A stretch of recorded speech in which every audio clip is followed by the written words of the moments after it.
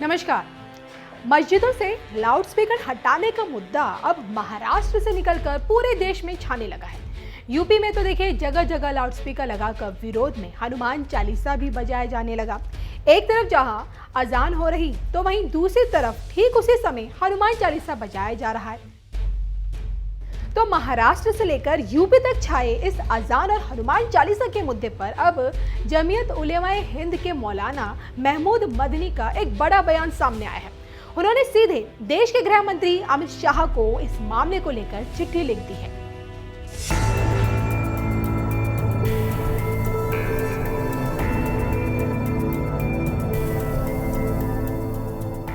दरअसल महाराष्ट्र नवनिर्माण सेना यानी कि मनसे अध्यक्ष राज ठाकरे ने उद्धव सरकार को 3 मई तक सभी मस्जिदों से लाउडस्पीकर हटाने का अल्टीमेटम दिया और अगर ऐसा नहीं हुआ तो मस्जिदों के सामने लाउडस्पीकर में ही हनुमान चालीसा बजाने का भी ऐलान कर दिया है।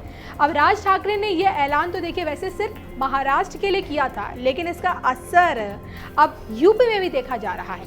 कई जगहों पर तो देखिए अजान के समय हनुमान चालीसा बजने भी लगा है।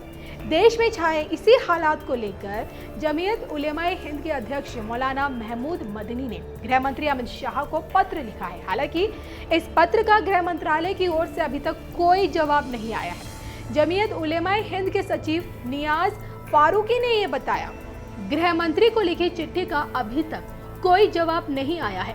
ज्यादा वक्त नहीं गुजरा है और इसलिए जल्द जवाब आने की उम्मीद है क्योंकि मामला बेहद संवेदनशील है। तो जमीयत उलेमाए हिंद के सचिव नियाज फारूकी ने लाउडस्पीकर विवाद पर एक न्यूज एजेंसी को ये बताया, यूपी के हिस्सों में लगातार अजान बनाम हनुमान चालीसा होने लगा है।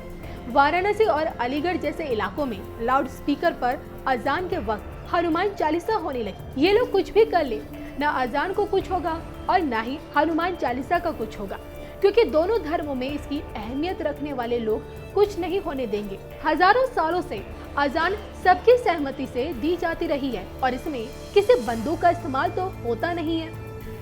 तो जमीयत के सचिव नियाज फारूकी ने यह भी बताया, अजान लोगों के लिए जितनी जरूरी है उतना ही जरूरी हनुमान चालीसा है, लेकिन एक दूसरे से इस पर मुकाबला करना ठीक नहीं, क्योंकि मुल्क का दस्तूर अभी तक सभी धर्मों की इज्जत करना सिखाता है।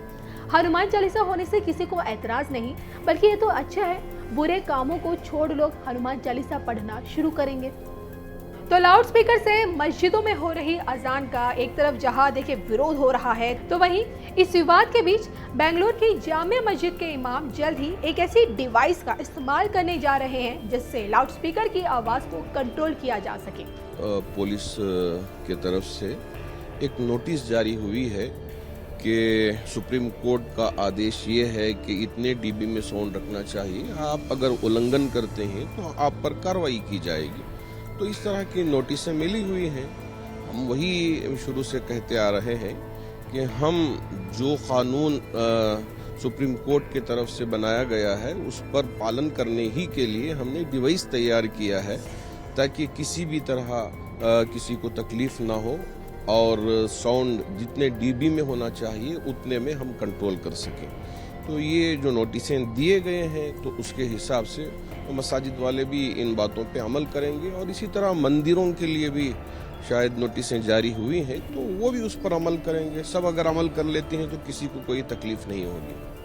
अब आपको बता दें, नियमों के मुताबिक पब्लिक प्लेस में लाउडस्पीकर का इस्तेमाल करने से पहले प्रशासन की लिखित मंजूरी लेनी जरूरी होती है।